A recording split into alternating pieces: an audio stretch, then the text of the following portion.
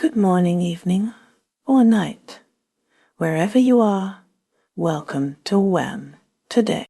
Take a deep breath, clear your mind, and let's drift through the whispers of today's world, one quiet thought at a time, as we wrap up Friday, 1st August, 2025. Let's see what stories are unfolding around us. The United States faced multiple controversies and policy shifts under President Donald Trump, including ordering the repositioning of nuclear-capable submarines to appropriate regions after a threatening tweet from Dmitry Medvedev amid Ukraine tensions. Trump escalated attacks on the Federal Reserve, calling Chair Jerome Powell a stubborn moron and urging officials to seize control after the Fed held rates steady. He also fired the Labor Statistics chief, falsely accusing her of involvement in the 2024 campaign after data showed a slowdown in jobs growth. The administration is accused of defunding public media, leading to the closure of the Corporation for Public Broadcasting. The U.S. is developing an oil deal with Pakistan to strengthen geopolitical ties through trade and energy agreements. US Treasury Secretary Scott Bessent noted progress in talks with Chinese counterparts, but did not confirm President Trump's approval of an alleged consensus. The U.S. administration is set to deliver the results of a 180-day State Department review of multilateral organizations, conventions, and treaties. The U.S. accuses the Palestine Liberation Organization and the Palestinian Authority of undermining prospects for peace, leading to sanctions from Washington. Domestically, a federal appeals court revived part of a lawsuit accusing Elon Musk's ex of negligence regarding child abuse images. A shooting at a Montana bar resulted in 4 deaths, marking the 9th mass murder in the U.S. this year. A Hong Kong-based professor noted that us climate scientists are increasingly seeking opportunities abroad due to cuts in research funding.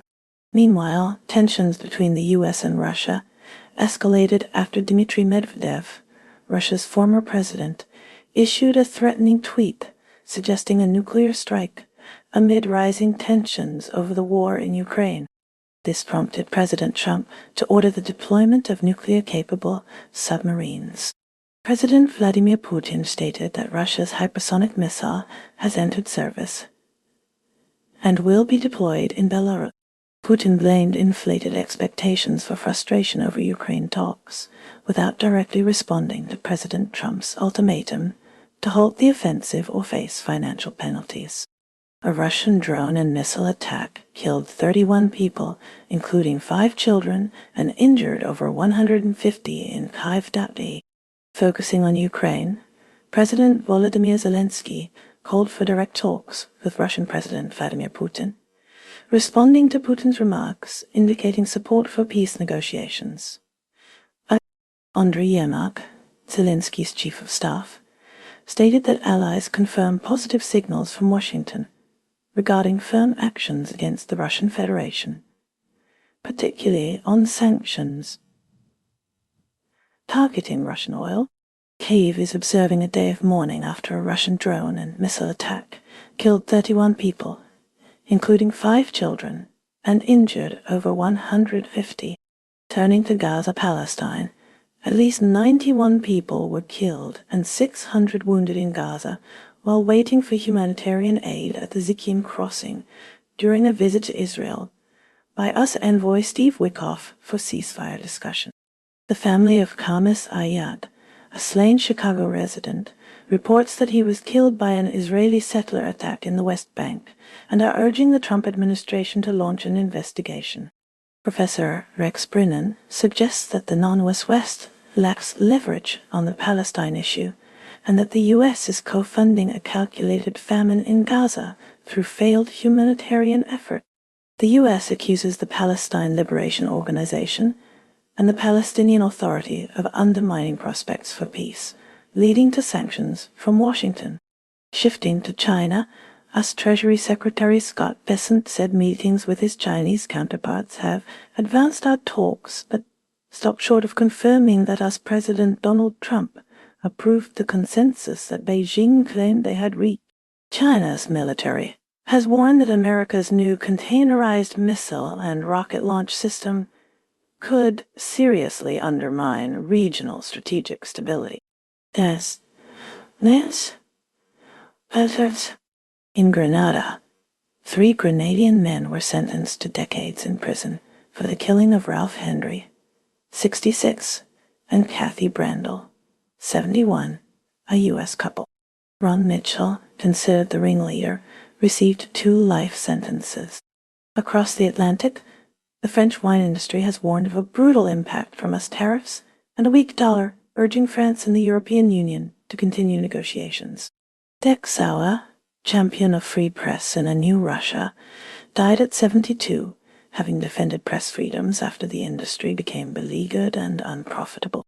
China is facing a challenging period, following devastating rain and floods in its northern regions, resulting in at least 70 fatalities. Areas surrounding Beijing experienced significant rainfall between July 23rd and 29th.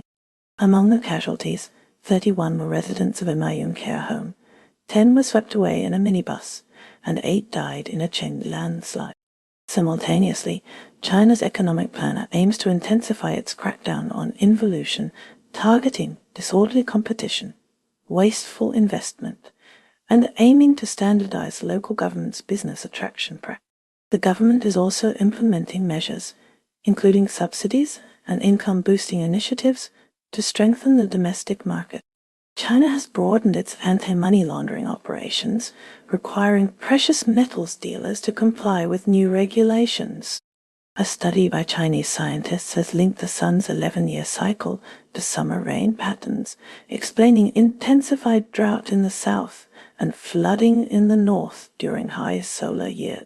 Scientists in northwest China have doubled the service life of artillery barrels using a chromium plating technique.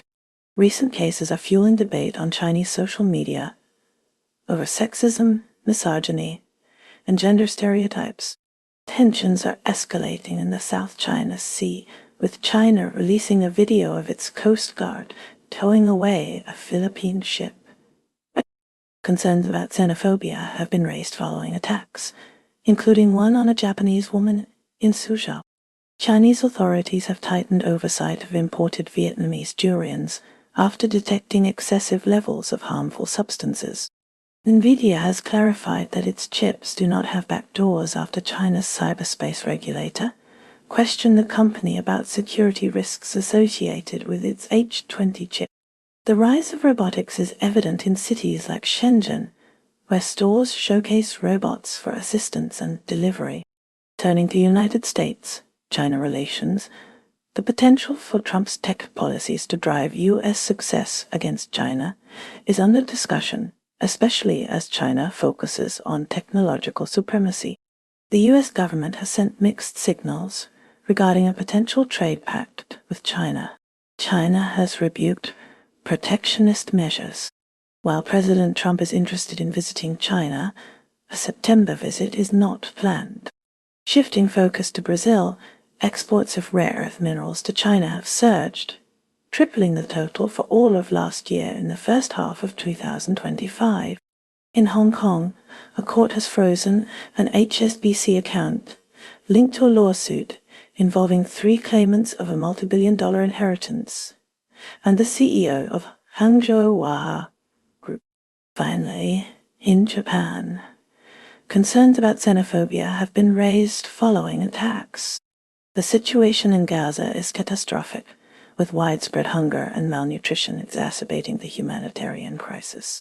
Australian Foreign Affairs Minister Penny Wong has criticized Israel's conduct, demanding adherence to international law and increased food supplies for Palestinians. The UN Human Rights Office reports that 1373 Palestinians have been killed since late May while seeking aid in the Gaza Strip, largely by the Israeli military. An US official accuses Israel of engineering massacres amidst starvation, forcing Palestinians to risk their lives for food. Israeli author David Grossman has characterized his country's campaign in Gaza as a genocide. The Israeli military stated that while the Gaza Humanitarian Foundation JHF operates independently. Israeli soldiers are present near distribution areas to ensure orderly food delivery. U.S. Special Envoy Steve Witkoff visited Gaza and met with Israeli Prime Minister Benjamin Netanyahu to address the humanitarian crisis and salvage truce talks. Witkoff and U.S. Ambassador to Israel Mike Huckabee also inspected a JFF aid distribution center in Rafah, while Hamas derided Witkoff's visit as a propaganda show. Over 1,000 rabbis and Jewish leaders from the U.S. and elsewhere have signed a public letter urging Israel to allow more humanitarian aid into Gaza, with one rabbi denouncing starvation. Tensions extend to the West Bank, where mourners attended the funeral of Khamis Ayad, a Palestinian man killed in an Israeli settler arson attack.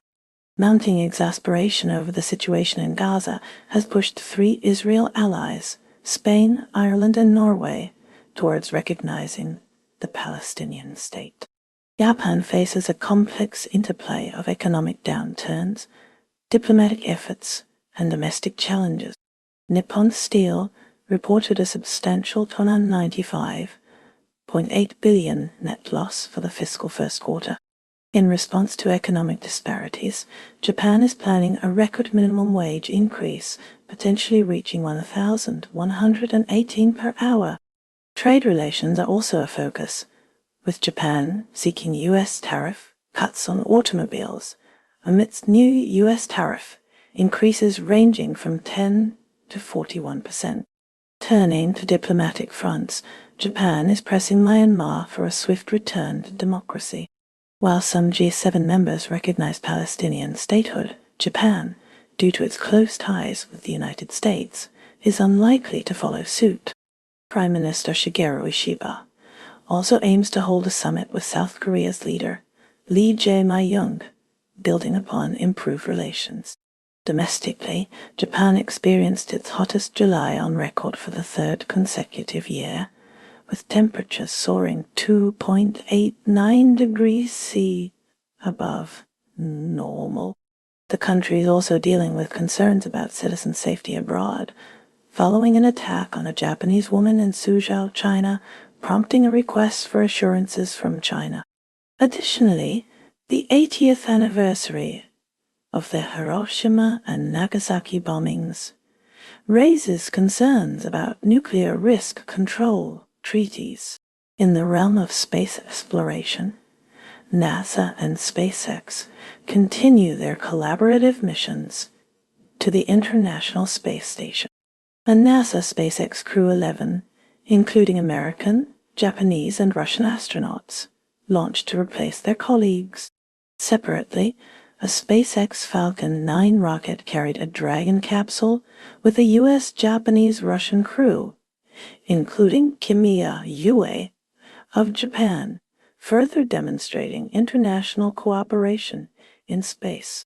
India's Ministry of External Affairs anticipates continued progress in India-U.S. relations, despite previous obstacles. India asserts that its bilateral relationships, including those with Russia, should be assessed on their own merit. Following a 5-year hiatus and a fatal Himalayan clash, there are growing expectations for improved relations between India and China, evidenced by the return of Indian pilgrims to Tibet, occurring against a backdrop of global trade tensions and shifting strategic alliances. Donald Trump has expressed approval of reports suggesting India may cease importing Russian oil, viewing it as a favorable development and reinforcing his stance against nations maintaining close ties with Moscow. Turning to the United States, President Donald Trump has urged Indian-American pharmaceutical CEO Vasant Narasimhan, along with other pharmaceutical executives, to lower drug prices, setting a September 29, 2025 deadline for them to offer Americans the same prices charged in Europe. White House Press Secretary Caroline Leavitt has championed Trump's nomination for the Nobel Peace Prize, arguing that he has brokered roughly one peace agreement or ceasefire each month during his first 6 months in office, including involvement in conflicts involving India and Pakistan.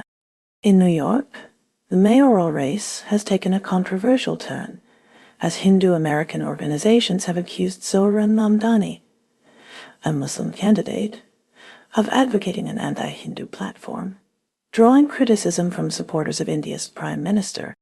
Ukraine witnessed its government reinstate the independence of anti-corruption watchdogs after widespread protests, a decision welcomed by citizens and intended to resolve a potential political crisis for President Volodymyr Zelensky. Concurrently, the United States and NATO are partnering on a new funding initiative to streamline arms deliveries to Ukraine, which recently endured its deadliest attack in a year, resulting in 31 deaths, including 5 children. Shifting to the United Kingdom, the government is actively addressing illegal immigration by criminalizing social media advertisements that promote channel crossings for asylum seekers. Individuals found guilty could face imprisonment of up to 5 years, along with substantial fines under this new nationwide offense. Furthermore, the ban on ninja swords is now in effect, with about 1,000 weapons handed over during a knife crime crackdown launched through last month's amnesty.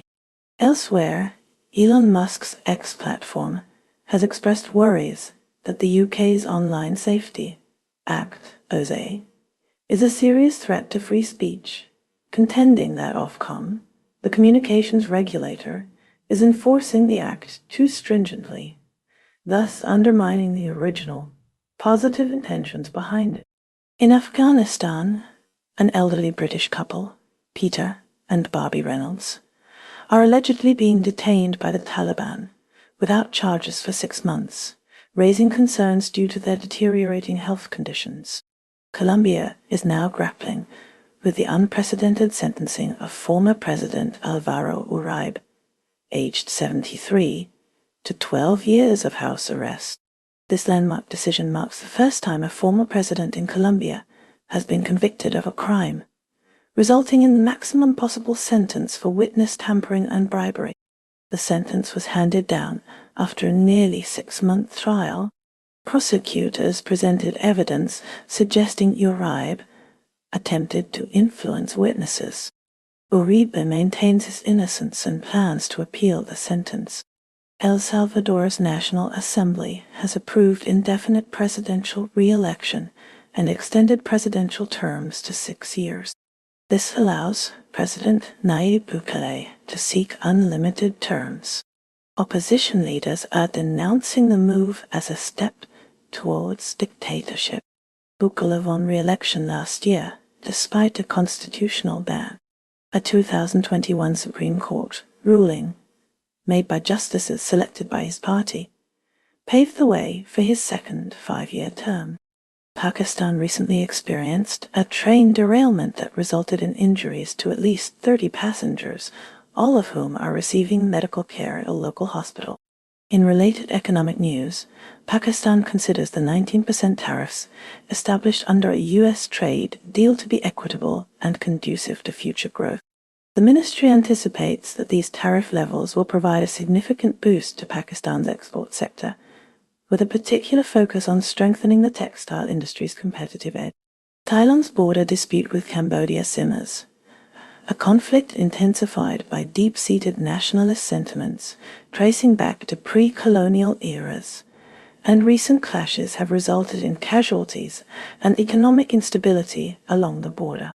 Thailand repatriated 2 injured Cambodian soldiers in a gesture preceding crucial border negotiations, an action appreciated by Cambodia. However, Thailand continues to detain 18 additional Cambodian soldiers, a point of contention. Cambodia insists on the unconditional release of all its soldiers held by Thailand. The protracted conflict has tragically led to numerous fatalities and inflicted damage on Thailand's economy. Brazil is embroiled in controversy as the prosecution of former President Jair Bolsonaro intensifies. Supreme Court Justice Alexandra de Moraes, presiding over Bolsonaro's trial, denounced an alleged cowardly and treacherous plot with potential links to US sanctions. The United States, under the Trump administration, imposed a 50% tariff on Brazilian imports, reportedly in response to the legal proceedings against Bolsonaro, who stands accused of orchestrating a coup attempt. These tariffs have triggered widespread demonstrations throughout Brazil. President Luiz Inácio Lula da Silva has firmly dismissed demands made by former President Trump concerning the ongoing situation, as he conveyed in an interview with the New York Times' Jack Nicot. New Zealand is facing diplomatic tensions with China following the opening of a new FBI office in Wellington, aimed at addressing concerns about Chinese influence, a move strongly opposed by Beijing. Simultaneously, former Cook Islands Prime Minister Henry Puna has voiced concerns about New Zealand's involvement in Cook Islands politics, emphasizing the need for mutual respect. In other news from New Zealand, a popular quiz question highlights the nation's natural beauty, asking which national park houses the iconic Milford Sound. Australia is poised to grant employees the right to work from home 2 days a week by 2026, according to Victorian Premier Jacinta Allen's proposed legislation. Allen expects resistance from employers and lobby groups, who she believes prioritize control over flexible work arrangements. Meanwhile, Adani's Carmichael coal mine, despite substantial revenue generation, has yet to contribute to Australia's company tax revenue, a result of offsetting initial operating losses against profit. France's political landscape is currently marked by debates over New Caledonia's future and potential recognition of a Palestinian state. Former New Caledonia Congress President Roch Wamitan expressed dissatisfaction with the Paris political agreement, arguing it doesn't adequately secure a pro-independence mandate for Connacht. Simultaneously, President Emmanuel Macron's plan to recognize a Palestinian state has sparked division among French politicians. This plan has also stirred concerns within France's Jewish and Muslim communities about potential societal separation. France is coordinating with the United Kingdom and Canada on this recognition, a move considered largely symbolic but carrying diplomatic and potentially legal weight. Singapore is experiencing a surge in popularity for Chinese electric vehicles, EVs, due to their competitive pricing, with consumers like Winnie Ko viewing brands such as BYD as strong alternatives to Tesla, especially concerning battery longevity and overall durability. A recently released anthology in Singapore delves into the private lives of the country's founding fathers, including Othman Wok, the first Minister for Social Affairs, whose fascination with ghost stories aided in revitalizing a Malay language publication. The Swimming World Championships will be held in Singapore, featuring an exciting 800-meet freestyle final with Summer McIntosh and Katie Ledecky. Nigeria is facing scrutiny from Amnesty International.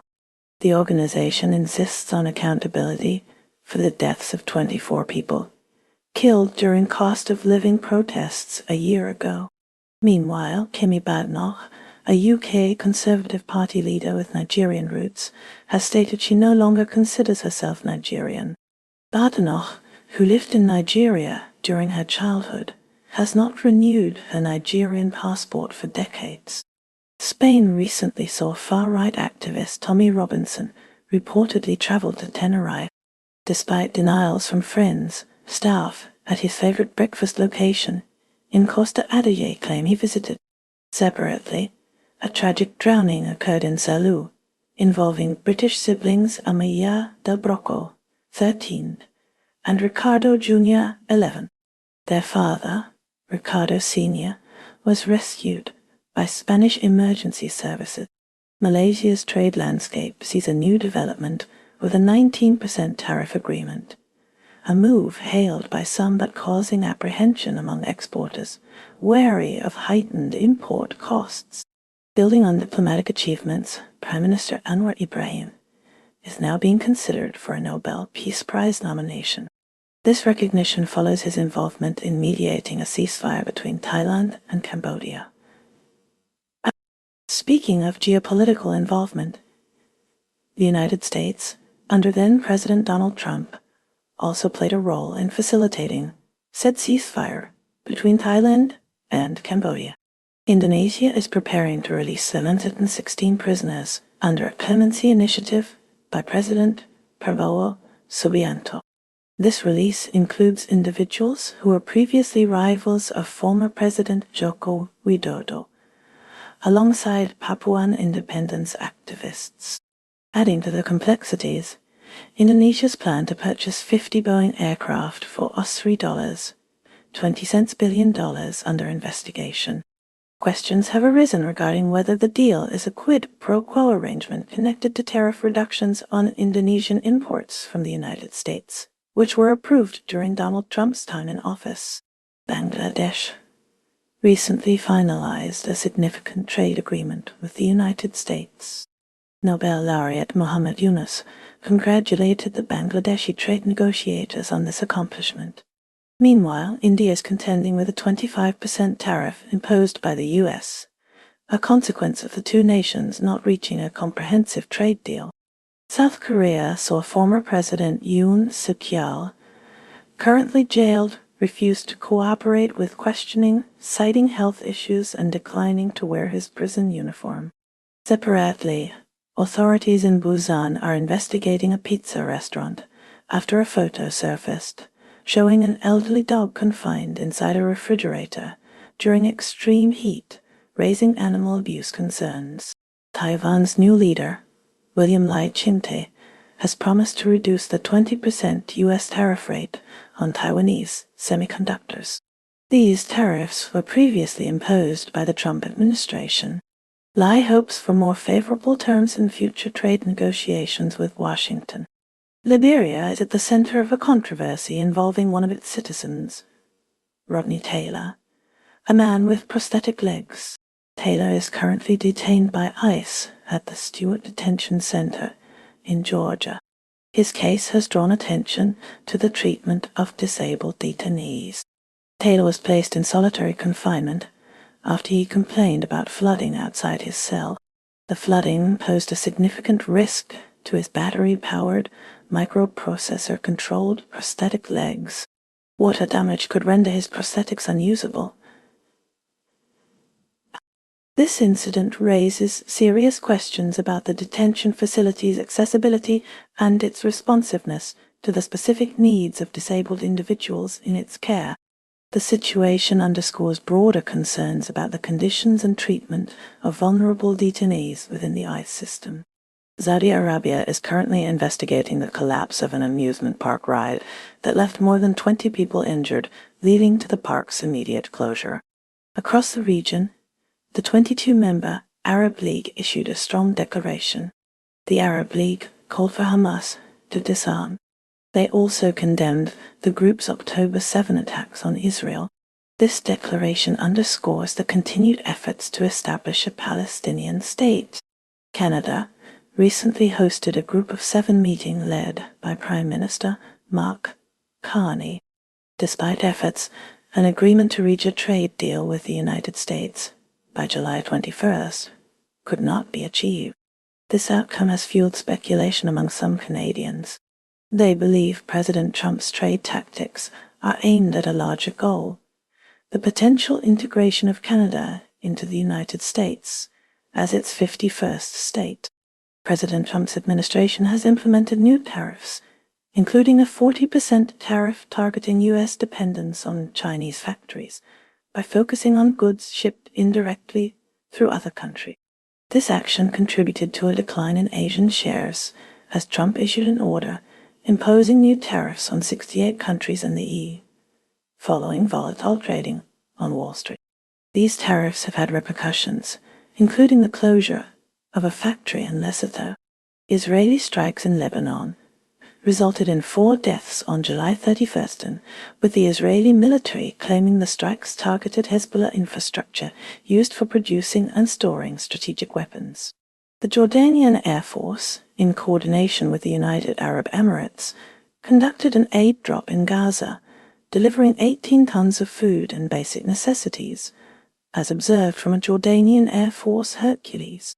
Turning to the European Union, The EU's top court ruled that Italy can expedite deportations to safe countries, but with limitations.